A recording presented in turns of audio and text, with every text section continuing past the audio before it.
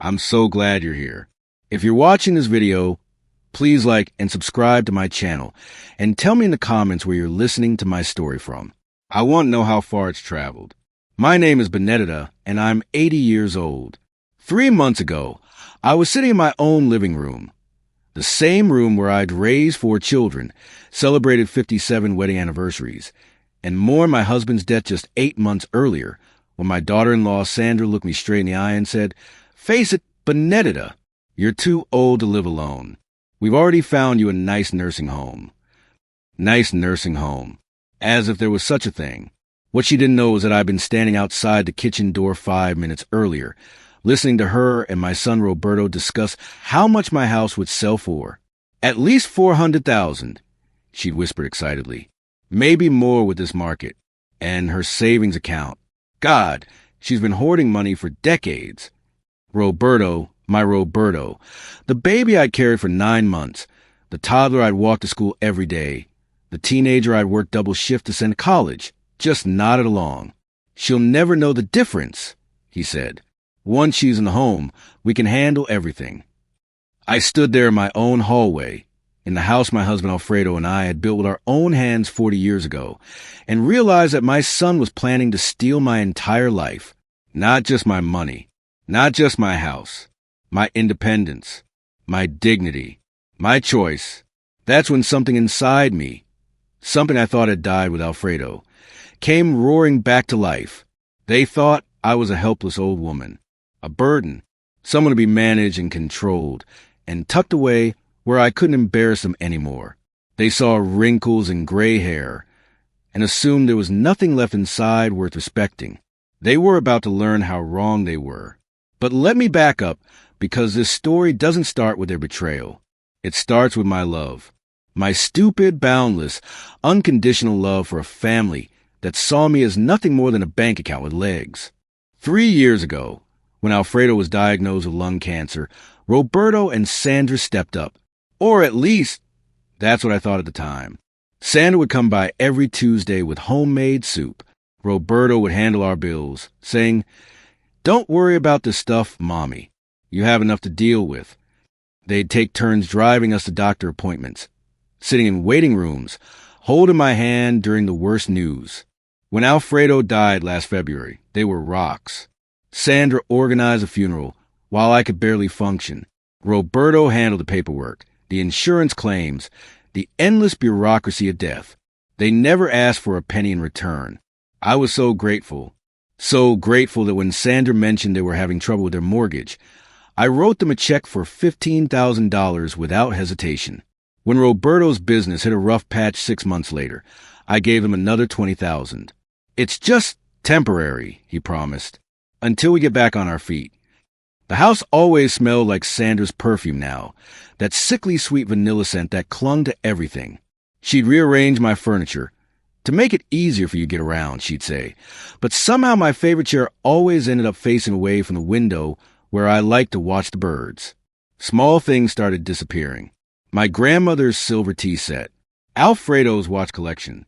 "We're just keeping them safe," Sandra would explain when I asked. "You don't want to worry about burglars, do you?" Roberto started coming by every day to check on me, but he'd spend most of his time in Alfredo's office, going through files. "Just organizing your paperwork, Mommy," he'd say when I'd peek in. "You've got 40 years of documents in here. It's chaos." I trusted them. God help me, I trusted them completely. The first real warning sign came 3 months after Alfredo's funeral. I was looking for my checkbook. I wanted to make a donation to the Cancer Research Fund at the hospital, and couldn't find it anywhere.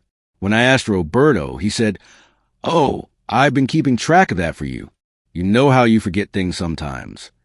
I don't forget things. My mind is as sharp as it's ever been. But I let it slide because he was trying to help, right? Then came the morning I woke up to find Sandra in my kitchen, making coffee and talking on the phone. No, she won't be a problem," she was saying. "Trust me, by Christmas she'll be settled in somewhere nice and quiet, and we can finally move forward with our plans." When she saw me, she hung up quickly. "Good morning, Benedetta. I was just making us some coffee. Isn't that nice?" But her eyes weren't nice. Her eyes were calculating, like a cat watching a bird with a broken wing. I may be 80, but I wasn't born yesterday. That conversation changed everything. Suddenly, all those little inconsistencies started forming a pattern. The next Tuesday, when Sandra came for her usual visit, I excused myself to use the bathroom and instead crept to Alfredo's office. Roberto had left some papers on the desk, bank statements, insurance documents, real estate assessments. I photographed everything with my phone. Yes, I know how to use a smartphone. My granddaughter taught me. What I saw made my hands shake. Account balances that didn't match what I remembered. Transfers I'd never authorized. Worst of all, a contract with Sunset Manor Nursing Home, already signed in my name, though I'd never seen the signature before in my life. Over the next 2 weeks, I became a detective in my own home. I started keeping a notebook hidden in my bedroom, recording every conversation, every visit, every suspicious comment. When Sandra would organize my mail, I'd retrieve it from the trash later. When Roberto would file my important documents, I'd photograph them first. The evidence was devastating. They'd been forging my signature on checks for months. Small amount at first, a few hundred here and there for household expenses, but recently, larger sums. $2,000 for Sandra's dental work, $5,000 for Roberto's car repair, another $10,000 for something listed only as family emergency. I found emails on Roberto's phone when he left it charging in the kitchen, messages between him and Sandra planning their future. Once she's in care, the house will need some work, Sandra had written. New kitchen, updated bathrooms. We should be able to flip it for at least $600,000. My mom always said she wanted us to be comfortable. Roberto had replied, well, now we will be. The nursing home contract was the final piece. I called Sunset Manor pretending to be my own daughter, asking about the arrangements for Benedetta Santos. Oh, yes, the administrator said cheerfully. Your family has been very thorough. Full custodial care. No visitors without family approval. Very wise for someone with advancing dementia. Dementia. They were telling people I had dementia. I hung up the phone and stared at my reflection in the hallway mirror. The woman looking back at me had tired eyes and silver hair, but her mind was crystal clear. Clear enough to understand that my own son was planning to have me declared incompetent, so he could steal everything Alfredo, and I had worked 57 years to build. But I had one advantage they didn't know about. I wasn't the helpless old woman they thought I was. The full truth came crashing down on a Thursday morning in October. I'd hired a private investigator. Yes, at 80 years old, I hired a PI like some character in a detective novel, and Maria Gonzalez was everything I needed her to be: sharp, discreet, and absolutely furious on my behalf. Mrs. Santos, she said, sitting across from me at a coffee shop downtown where we couldn't be overheard. What I'm about to show you is going to be very difficult to hear. She opened a manila folder and spread out photographs, bank records, and legal documents like she was laying out cards for a game I didn't want to play. But I had to see it all. The theft was systematic and extensive. Over the past year, Roberto and Sandra had embezzled nearly $87,000 from my accounts. They'd used forged power of attorney documents to access my investments. They'd already put my house up for sale with a realtor, telling potential buyers I was moving to assisted living.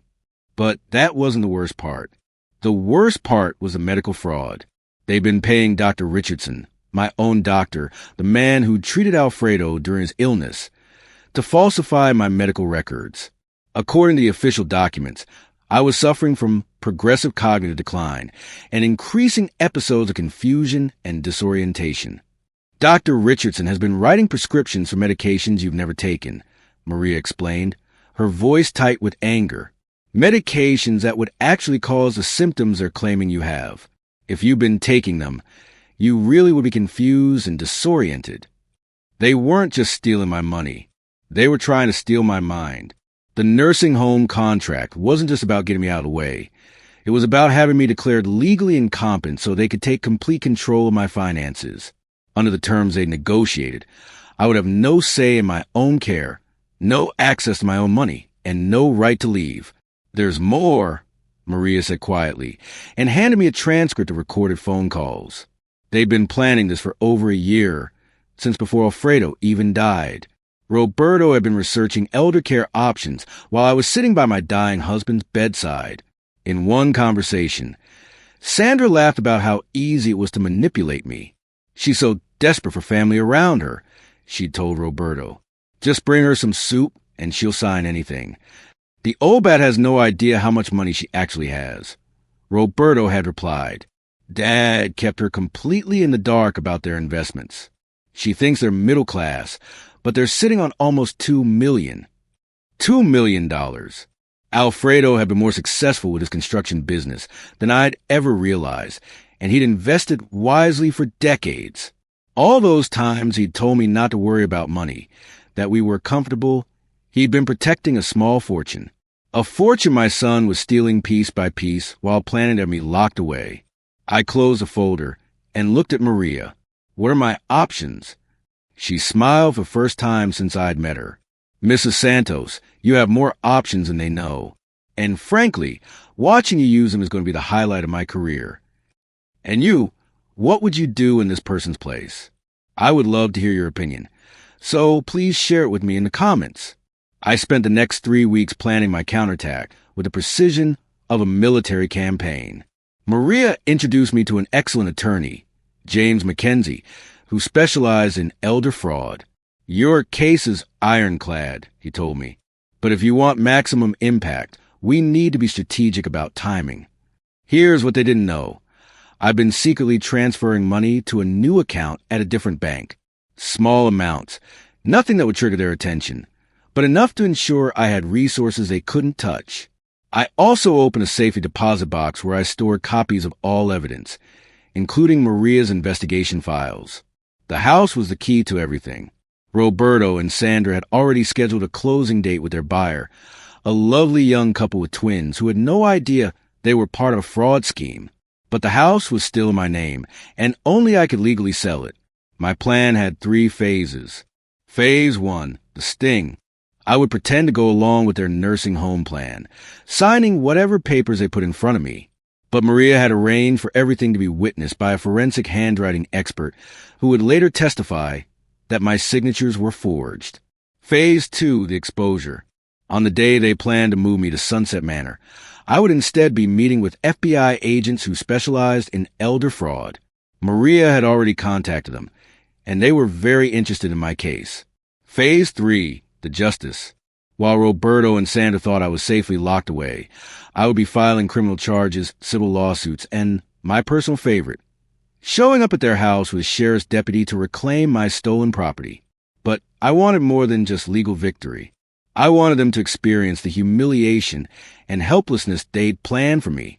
I wanted poetic justice. So I decided to throw myself a little going-away party. I called every single person in my phone book, neighbors, church friends, my bridge club, Roberto's co-workers, Sandra's sister, even some of Alfredo's old business associates. I'm moving to a nursing home this Saturday. I told them sadly.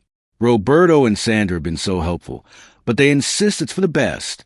Would you come by Friday evening to say goodbye? I'd love to see everyone one last time. 63 people RSVP'd yes, including the mayor, who'd known Alfredo for 30 years. Friday evening, my house was packed with friends and neighbors, all there to wish me well and thank Roberto and Sandra for their devoted care. The table was loaded with casseroles and desserts.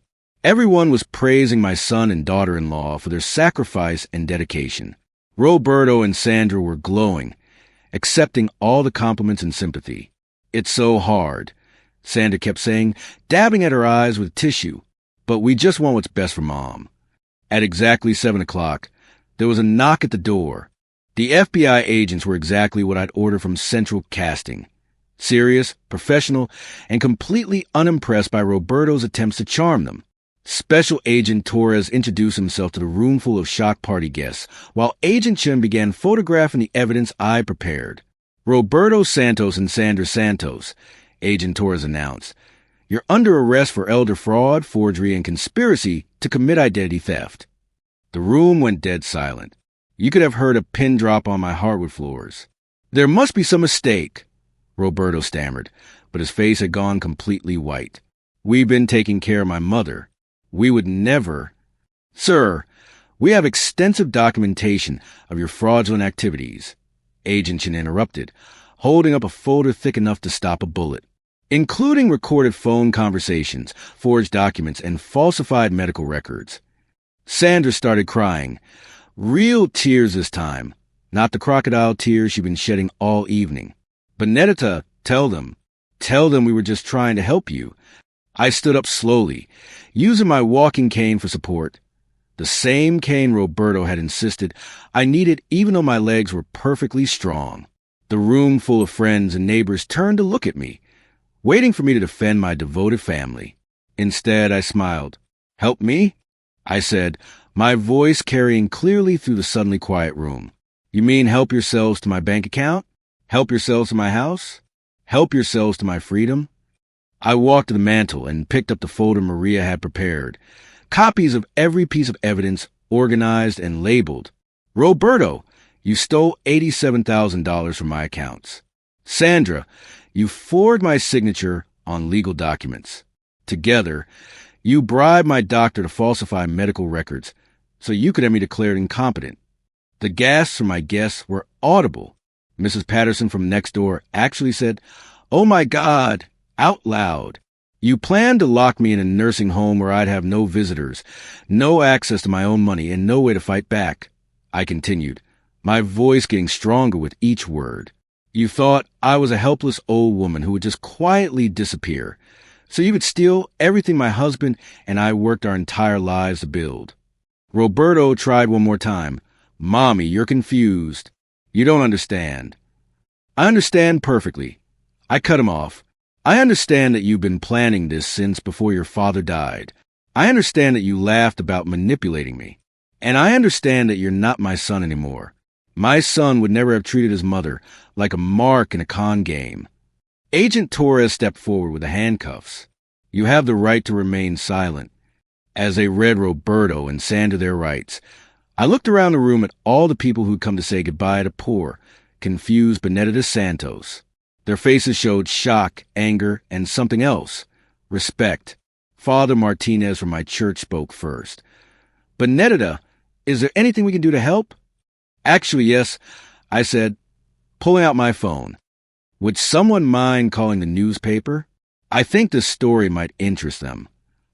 The next morning, Roberto and Sandra's mugshots were on the front page of the local paper. The headline read, "Local couple arrested for elder fraud scheme." The article detailed everything: the forged documents, the medical fraud, the planned nursing home imprisonment. My phone rang nonstop all weekend. Old friends calling to check on me, neighbors offering support, and reporters wanting interviews. The story was picked up by the state paper, then a national news website. By Monday, I was getting calls from television producers. Roberto made bail Sunday afternoon and showed up at my door that evening. He looked terrible, unshaven, hollow-eyed, desperate. "Mommy, please," he said to the screen door I refused to open. "You're destroying our lives. Think about my kids. Think about Sandra's family. Can't we work this out privately?" "I did think about your kids," I replied calmly. I thought about how sad it would be for them to visit their grandmother in a nursing home where she'd been hidden away by her own family. I thought about how disappointed they'd be to learn their parents were thieves. "We weren't stealing," he shouted, losing control. "It was going to be yours anyway when you died. We were just what? Just making sure I died soon? Just making sure I was too drugged and confused to enjoy my own life first." He started crying then, big, ugly sobs that would have broken my heart 8 months ago. But that heart had been broken so thoroughly that it had rebuilt itself stronger and smarter. "I loved you," I said quietly. "From the day you were born until the day I heard you planning to steal my life. I loved you more than anything in this world except your father. You were my baby, my pride and joy, and you threw all of that away for money." Sandra peered behind him, looking haggard and desperate. "Benedetta, I'm sorry. I know we made mistakes, but..." "Mistakes?" I laughed, but there was no humor in it. Forgetting to call on my birthday is a mistake. Taking the wrong exit on the highway is a mistake. What you did was calculated, systematic, and cruel. You didn't make mistakes. You made choices. My neighbors started gathering on their porches, drawn by the raised voices. Mrs. Chun from across the street waved at me supportively. Mr. Rodriguez from next door came over to stand by my door, just in case I needed backup. This was my community. These were my people. People who respected me, valued me, and wouldn't let anyone hurt me. Roberto saw them too, and his desperation turned to anger. You've turned everyone against us. Our own neighbors won't even look at us anymore. I didn't turn anyone against you, I said. I just told them the truth. If the truth makes you look bad, maybe you should have made better choices. They left that night, but I knew they'd be back. Desperate people do desperate things. I was ready for them. 3 months later, Roberto and Sandra were sentenced to 5 years in prison and ordered to pay full restitution plus damages. Dr. Richardson lost his medical license and was sentenced to 2 years. The house sale was canceled, and I recovered every penny they'd stolen, plus interest. But the real victory wasn't legal. It was personal. I'm still living in my house, the home Alfredo and I built together. But now it's truly mine again. I redecorated it exactly the way I like it, with my favorite chair facing the window, so I can watch the birds. My grandmother's silver tea set is back on display, and Alfredo's watches tick peacefully in their case on his dresser. I've joined a support group for elder fraud victims, and I speak at community centers about recognizing the warning signs of family financial abuse. My story has helped 3 other families avoid similar situations, and that gives me more satisfaction than any legal victory ever could. But here's the part that would shock Roberto and Sandra the most. I'm dating. His name is Arthur. He's 82 years old, and he makes me laugh every single day. We met at a coffee shop where I was meeting with Maria about another case she wanted my help with. Arthur was at the next table, eavesdropping shamelessly, and when Maria left, he came over and said, "Excuse me, but are you the lady who outwitted those thieves who tried to steal your house?" Because that was the most impressive thing I've heard all year. We've been inseparable ever since. Arthur was a widower too, and he understands the strange guilt of finding love again after losing your life partner. But he also understands that life doesn't end at 80. If anything, it gets more precious because you know how limited time is. Last week, he proposed. We're planning a small wedding in my backyard this spring, with all the friends and neighbors who supported me through the worst time of my life. I think Alfredo would approve. He always wanted me to be happy, and for the first time since his death, I truly am. Roberto wrote me a letter from prison last month. It was full of apologies and promises to change, begging me to visit him. I read it once, then burned in the fireplace. Some bridges, once burned, can't be rebuilt. But I'm not bitter. I'm grateful. Grateful that I discovered their betrayal before it was too late. Grateful for friends who stood by me. Grateful for professionals who helped me fight back. And grateful for the strength I didn't know I still had. They thought they were stealing from a helpless old woman. Instead, they woke up a warrior. I'm 80 years old. I'm getting married in the spring, and I've never felt more powerful in my life. Age isn't about what you've lost. It's about what you've learned. And what I've learned is that nobody, not even family, has the right to decide your worth or your future. If you're listening to this and you recognize yourself in my story, if someone is trying to control you, manipulate you, or steal from you, remember this. You're stronger than they think you are. You're smarter than they give you credit for. And you deserve better than they're offering. Don't let anyone convince you that your life is over just because you're older. Don't let anyone make you feel like a burden or an inconvenience. You've earned your place in this world, and you have every right to enjoy it on your own terms. Fight back. Get help. Surround yourself with people who value you for who you are, not what you have. And never, ever give up, because life at 80, it can be absolutely magnificent. If you like my story, you can support me by making a donation so I can write more stories. Thank you in advance. For more life stories like this, like the video and subscribe to my channel. There are many other stories waiting for you. The End. Brand. Ageless Queen. A celebration of wisdom, strength, and second chances at any age.